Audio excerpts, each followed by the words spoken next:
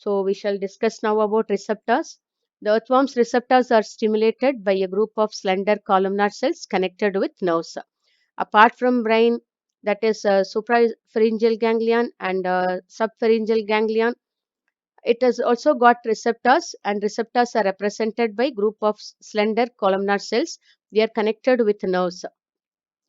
Okay, actually the earthworm's receptors, that is photoreceptors, gustatory receptors, all that are simulated by group of slender columnar cells. They are connected to nerves. So first type of receptor is the photoreceptor. From the name we can understand it is responsible for receiving light. So sense of light, they are sensitive to light, and they are found on the dorsal surface of the body. Whereas gustatory receptors are the sense of they are for the taste, sense of taste. And olfactory receptors, they are the receptors, can sense smell, and these are found in the buccal cavity. So photoreceptors, which can sense light, they are found on the dorsal surface of the body. Gustatory, which can sense taste, and olfactory receptors, which can sense smell, they are found in the buccal cavity. Apart from it, tactile receptors are present, and which are for to understand the touch, that is sense of sensitive to touch. Chemoreceptors are present, they can detect chemical changes, and thermoreceptors are present, which can understand any change in the temperature. So they are all present in the prostomium and the body wall. Okay, this is all about receptors present in the earthworm. So this is the excretory system of the earthworm, and the excretory system consists of nephridia, and there are these are the openings, okay, present on the body almost in all segments. And there are three types, that is pharyngeal nephridia, micronephridia, and meganephridia. There are three types of nephridia: pharyngeal nephridia, micronephridia, and also meganephridium. Okay, so we'll discuss one by one. So these are the pharyngeal nephridia. They are present as paired. Okay, they are the paired nephridia present from the fifth to ninth segment. Okay, 5, 6, 7, 8, 9. So fifth to ninth segment, and they are present as tuft. You can understand from the structure they appear as tuft. Okay, and the next one is micronephridia, and micronephridia are present from the 14th to last segment. Micronephridia, they are present from 14th to last segment, and they are actually attached to the body wall. And next is the meganephridia. Meganephridia, they are actually there are three types, and ciliated, glandular, and muscular meganephridia. And this is the picture of each individually, each nephridium. So this is a structure, magnified structure of the pharyngeal nephridia, and this is the micronephridium, and this is the meganephridium. This meganephridium, it has got a funnel shaped structure which is called nephrostome. The funnel shaped structure which is called nephrostome, and it is ciliated also. It is provided with cilia or hair like structure. And apart from it, meganephridia, it has got three parts. That is, it is divided into a ciliated part, a glandular part, and a muscular part. A ciliated part, it refers to nephrostome and the other part, and this is the glandular part, and this is the muscular part.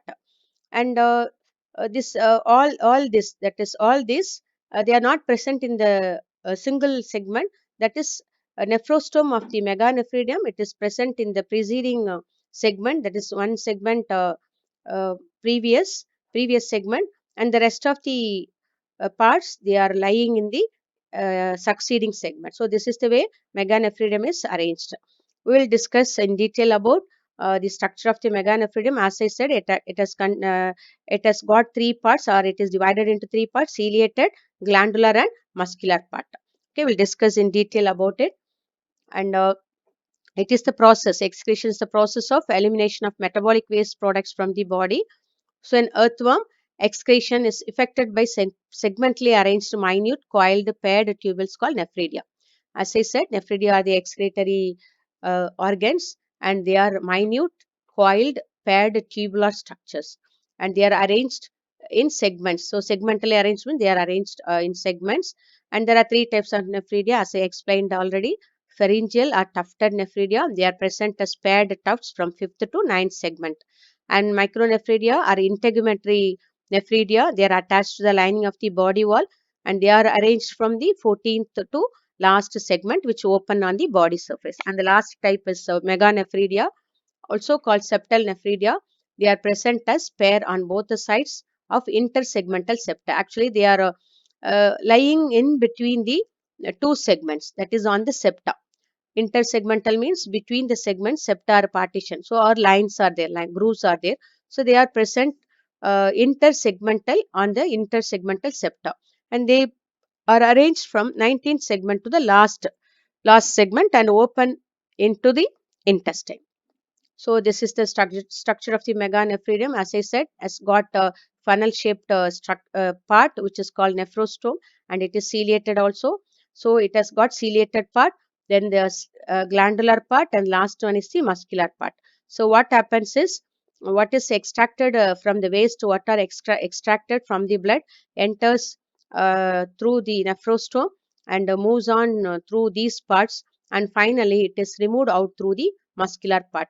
And glandular part, it is important that it can extract waste from the uh, that is blood vessels. Okay, so this is about the structure of the meganephridium, and this is explanation about what I showed in the picture.